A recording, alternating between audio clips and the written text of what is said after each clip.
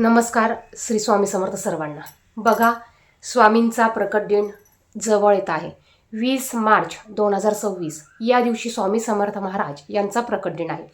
आता स्वामी समर्थ महाराज यांच्या प्रकट दिनानिमित्त आपण कोणत्या ना कोणत्या सेवा चालू केल्या असतील. आपण 21 दिवसांच्या स्वामी चरित्र सारामृत या ग्रंथाच्या पारायणाची सेवा देखील चालू केली असेल. आता बऱ्याच जणांना 21 दिवसांच्या सेवा करायला शक्य झालं नसेल किंवा काही जणांना गुरुचरित्राचं पारायण देखील करायचं असेल, तर आपण ह्या 11 दिवसात आपण 11 दिवसांची स्वामींची अशी कुठली सेवा करू शकतो, कोणत्या कोणत्या सेवा करू शकतो, याच विषयीची थोडक्यात माहिती घेणार आहोत. नियम काय असणार आहे, अटी कोणते पाळायच्या, सेवा कशी करायची, या विषयीची माहिती आपण पाहणार आहोत. त्याचप्रमाणे ज्यांना स्वामी समर्थ प्रकट दिनापर्यंत गुरुचरित्र पारायण करण्याची इच्छा असेल तर तुम्ही ते पारायण देखील अवश्य करू शकतात. मग ते किती तारखेला आपण चालू करायचं, या विषयीची देखील माहिती पाहणार आहोत. त्याचप्रमाणे 18 तारखेला अमावस्या प्रारंभ होतो. मग गुरुचरित्र पारायण आपण करू शकतो का, या विषयीची देखील माहिती आपण शेवटी पाहणार आहोत. बघा, ज्याप्रमाणे आपण 21 दिवसांच्या सेवा चालू केल्या आहेत, ज्यांना 21 दिवसांच्या सेवा करणं शक्य झालं नाही, ज्यांना 11 दिवसांच्या सेवा चालू करायच्या आहे, त्यांनी ह्या 10 मार्चपासून ते 20 मार्चपर्यंत तुम्ही 11 दिवसांची स्वामींची अतिशय प्रभावी सेवा चालू करू शकतात. कारण ह्या काळात स्वामी तत्व, गुरुतत्व, दत्ततत्व हे खूप मोठ्या प्रमाणात सक्रिय असतात, ॲक्टिव्ह असतात आणि पॉझिटिव्ह असतात. आपण ह्या काळात जी सेवा करतो ना, याचं फळ आपल्याला 100 पटीने अधिक मिळत असतं.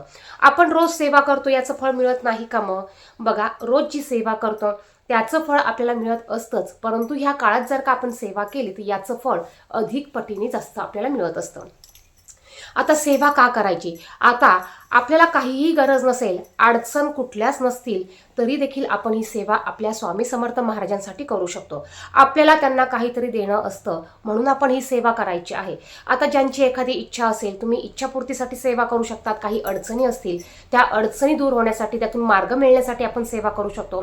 आपण ह्या काळात जी पण काही सेवा करतो ना, याचं कुठे ना कुठे फळ आपल्याला हे मिळत असतं. बघा, नाही काही तर आपले जे कर्म असतात, जे भोग असतात, हे भोग भोगताना त्याचे प्रारब्ध कमी होत असतात, त्याचे चटके आपल्याला कमी बसत असतात. केलेली सेवा ही कधीही वाया जात नाही. ती कुठे ना कुठे कामात, घरात आपले भोग भोगण्यात, त्याचे प्रारब्ध भोगण्यात आपल्याला कामं येत असते. त्यामुळे सेवा ही आवर्जून करायची आहे. बघा, गरज नसली तरी सेवा करायची. आपल्याला आपल्या सेवेचा, आपल्याला आपल्या पुण्याचा बँक बॅलन्स हा वाढवायचा आहे. आता स्वामी समर्थांचा प्रकट दिन 20 मार्चला आहे. त्याच्या आदल्या दिवशी 19 तारखेला पाडवा आहे आणि 18 तारखेला अमावस्या आहे. ज्यांना 11 दिवसांची सेवा करायची आहे त्यांनी 10 मार्चपासून सेवेला सुरुवात करायची आहे. आता ज्यांना मध्ये अडचण असेल, मासिक धर्म असेल, काही कारणास्तव कुठे बाहेर जायचं असेल, मग अशांनी 10 मार्चच्या अगोदर सेवा चालू केली तरी चालेल.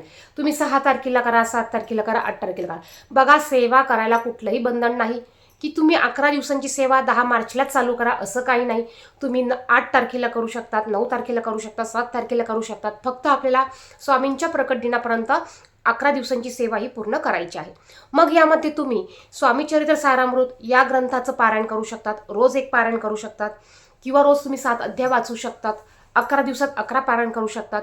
ज्यांना हे पारायण करणं शक्य नाही, ज्या महिला जी दादा कामाला जातात, घरात अखंड फॅमिली आहे किंवा घरात फॅमिली आहे, मुलं लहान आहेत, आता मुलांचे एक्झाम देखील जवळ येत आहेत, मग मुलांची एक्झाम असल्यामुळे अभ्यास असतो किंवा इतर कामं असतात, आपल्याला एवढा वेळ देता येत नसेल, तर आपण आपल्या परीने थोडी का होईना सेवा करू शकतो. बघा, आपण सेवा करणं महत्त्वाचं आहे. मग नियम अटी खूप पाळत बसलो ना, तर आपल्याकडनं कुठल्याच प्रकारची सेवा होणार नाही. आपल्या स्वामी समर्थ महाराजांना आपण केलेली सेवा ही अतिशय प्रिय आहे. फक्त ती तुम्ही मनापासून करा, अगदी मन लावून करा. कोणाचीही निंदा, कोणालाही वाईट न बोलता करा. घरात शांतता ठेवून, आपण आपलं मन शुद्ध ठेवून, आपली वाचा शुद्ध ठेवून आपण ही सेवा करायची आहे. आता स्वामी चरित्र सारामृत तुम्ही या ग्रंथाचं पारायण करणार असाल तर बघा, तुम्हाला एक वेळ निश्चित करून घ्यायची आहे. कारण कुठलीही सेवा करताना आपल्याला एक वेळ निश्चित करायची आहे. कारण त्या वेळेला तिथी देवता, ते गुरु आपली वाट पाहत असतात. त्यासाठी आपल्याला एक वेळ निश्चित करायची आहे आणि त्याच वेळेला सेवा करण्याचा प्रयत्न करायचा आहे. सेवा करताना पहिला नियम म्हणजे आपल्याला आपलंच आसन रोज घ्यायचं आहे. दिवा देवासमोर लावायचा आहे आणि मग सेवेला बसायचं आहे. आता या सेवा करण्यासाठी मोठंच मंदिर पाहिजे का, देवघर मोठं पाहिजे का, मोठाच फोटो पाहिजे का, स्वामींची मूर्तीच पाहिजे का, असं काही नाही. देवघर छोटं असेल तरी तुम्ही पूजा करू शकतात, सेवा करू शकतात. स्वामींची मूर्ती नसेल तर छोटासा फोटो आणा, छोटासा फोटो ठेवा. फोटो नसेल तर बघा, गुगलवरनं स्वामी समर्थ महाराजांची एक प्रिंट काढून घ्या. अगदी 10 रुपयात तुम्हाला ती प्रिंट मिळते.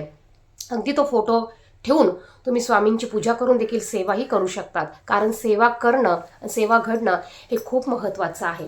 त्याचप्रमाणे बघा, तुम्ही जर का स्वामी चरित्र सारामृत या ग्रंथाचं पारायण करत असाल तर आपल्याला जर का मासिक धर्म आला तर 4 दिवस सेवा करायची नाही. 5व्या दिवशी डोक्यावरनं पाणी घेऊन घराची शुद्धी करून घरात सर्वत्र गोमतीर शिंपडून आपल्या अथरुणा असतील काय असतील ते धुवून मग आपल्याला सेवेला सुरुवात करायची आहे.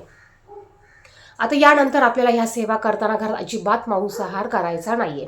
बघा, मांसाहार करायचा नाहीये. त्याचप्रमाणे तुम्ही इतर सेवा देखील करू शकता. ज्यांना ही सेवा करणं शक्य नाही त्यांनी रोज 11 माळी श्री स्वामी समर्थ या मंत्राचा जप करू शकतात. रोज तुम्ही 11 वेळा तारक मंत्र म्हणू शकतात. त्याचप्रमाणे तुम्ही दत्त बावन्नी म्हणू शकतात.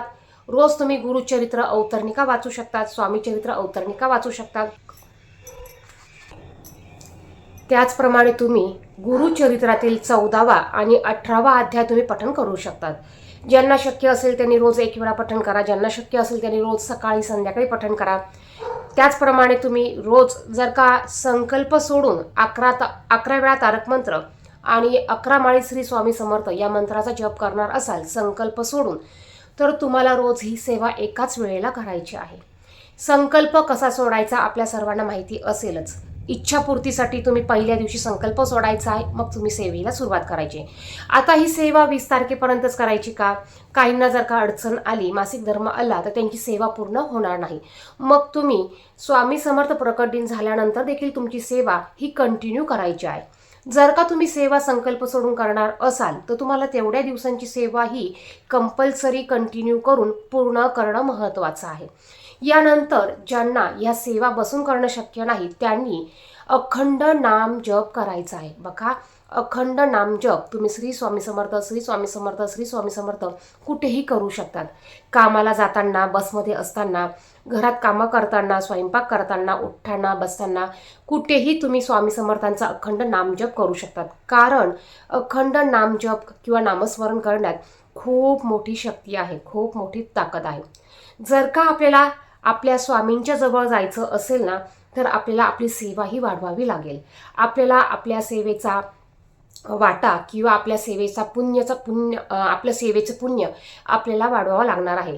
जेवढं आपल्याला असं वाटतं ना की आपल्याला स्वामी मिळत नाही, आपण सेवा करून आपल्याला फळ मिळत नाही, तर आपली सेवा कुठेतरी कमी पडते. किंवा आपण सेवा करतो पण ती मनापासून करत नसतो, किंवा सेवा करताना काही चुका होत असतील किंवा इतरांचा अपमान, इतरांचा अनादर होत असेल, यामुळे आपण केलेल्या सेवेचं फळ आपल्याला मिळत नाही. त्यामुळे सेवा अगदी मनापासून करा. साधी सोप्या पद्धतीने तुम्हाला जशी जमेल तशी करा, पण ती अगदी मनापासून करा. यात कोणाची निंदा करू नका. आता त्याचप्रमाणे बघा, ज्यांना स्वामी चरित्र सारामृत वाचायचं असेल त्यांनी ते वाचावं. श्री स्वामी समर्थ या मंत्राचा जप करावा, तारक मंत्र म्हणावा. म्हणजे तुम्ही तुमच्या यथाशक्तीने, तुम्ही तुमच्या इच्छेने, तुमच्या टायमानुसार तुम्ही सेवा करू शकतात. सेवेला कशाचंच बंधन नसतं. त्याचप्रमाणे तुम्हाला जर का गुरुचरित्राचं पारायण करायचं असेल तर तुम्ही ते पारायण 14 तारखेला म्हणजे 14 मार्च वार शनिवार या दिवशी सुरुवात करायची आहे. आणि तुमचं ह्या पारायणाची समाप्ती 20 मार्च स्वामी समर्थ प्रकट दिन या दिवशी होणार आहे. आता पारायण करताना अमावस्या आली तर काय करायचं? बघा, तुमचं पारायण चालू असताना जर का मध्ये कुठेही अमावस्या आली तर ती चालू शकते. फक्त आपल्याला गुरुचरित्र पारायणाची सुरुवात अमावस्येच्या दिवशी करायची नाही आणि गुरुचरित्र पारायणाची समाप्ती आपल्याला अमावस्येच्या दिवशी करायची नाही. आता 18 तारखेला अमावस्या आहे, ती मध्ये येत आहे, त्यामुळे तुम्ही पारायण हे करू शकतात. आता पारायणाचे नियम काय, पारायण कसं करायचं याविषयीची माहिती आपल्या सर्वांना असेलच. माहिती नसेल तर यूट्यूबला तुम्ही सर्च करा, गुरुचरित्राचं पारायण कसं करायचं, तुम्हाला याची माहिती मिळून जाईल. अगदी खूप कडक नियम न पाळता तुम्ही अगदी छोटे छोटे नियम पाळून गुरुचरित्राचं पारायण करू शकतात. 14 मार्च वार शनिवार या दिवशी गुरुचरित्राचं पारायण करायला तुम्ही सुरुवात करू शकतात. गुरुचरित्राचं पारायण करताना काही कडक नियम असतात, मोजकीच असतात. जसं की आपल्याला गादीवर झोपायचं नाही, जमिनीवर तुम्ही चटई टाकून सतरंजी टाकून झोपू शकतात. 7 दिवस कडकडीत मांसाहार करायचा नाही, घरात देखील बनवायचा नाही. 7 दिवस ब्रह्मचर्याचं पालन करायचंच आहे. त्याचप्रमाणे परान्न अजिबात घ्यायचं नाही, आपल्याला घरातलं खायचं आहे. खाण्यामध्ये देखील काही थोडेसे नियम आहेत. कांदा लसूण खायचा नाही, मांसाहार करायचा नाही. त्याचप्रमाणे तिखट मसाल्याचे पदार्थ खायचे नाही. साधं मीठ मिरचीचं आपल्याला स्वयंपाक म्हणून तो खायचा असतो. आणि त्याचप्रमाणे आपल्याला एक धान्य खायचं असतं. म्हणजे तुम्ही ज्वारीची भाकरी खात असाल तर 7 दिवस ज्वारीची भाकरीच खा, गव्हाची चपाती खात असाल तर गव्हाची चपातीच खा, बाजरीची भाकर खात असाल तर बाजरीचीच भाकर खा. द्विदल धान्य यामध्ये खायचं नसतं. शेंगदाणा तेलाचा वापर करायचा नाही.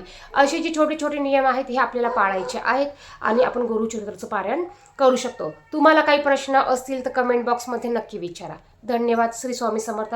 आणि आपण ह्या स्वामी प्रकट दिनापर्यंत आवर्जून आपल्याला होतील तेवढ्या सेवा करून आपल्याला आपल्या पुण्याचा वाटा वाढवायचा आहे.